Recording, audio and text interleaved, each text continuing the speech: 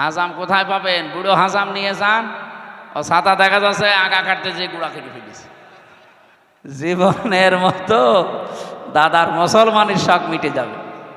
এতদিন যারা বলতো আমাদের স্বামী স্ত্রীর সম্পর্ক, আপনারা ওখানে থাকেন, কিন্তু দোলা ভাই সম্পর্ক আমরা মানি না। ববু মানি, দোলা ভাই মানি, কারণ দোলা ভাইয়ের তো মুসলমানি দেওয়া লাগবে। এটাকে আমি বানালাম না।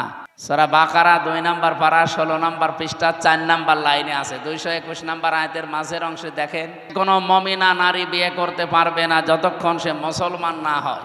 দাদা তো এখনো মুসলমান হয়েছে, তার সাথে আপনি এতদিন মিথ্যা কথা বলেছেন জাতির লোকের কাছে যে আমাদের স্বামী স্ত্রীর সম্পর্ক হয় কি করে। দাদা হচ্ছে ফুল হাতা আর আমরা হাফ হাতা। আমরা হাফ হাতা না, এখানে কয়েকটা হয়তো ফুল হাতা থাকতেও পারে, ওই যে ছোট ছোট বাচ্চা যারা। সুতরাং আমাদের সাথে যদি এখন আত্মীয়তা করাই লাগে, দাদার এই বুড়ো বয়সে মুসলমানি দেওয়া লাগবে। আর আপনি এই বয়সে হাজাম পাবেন কোথায়? কি কথা বলছেন এখানে?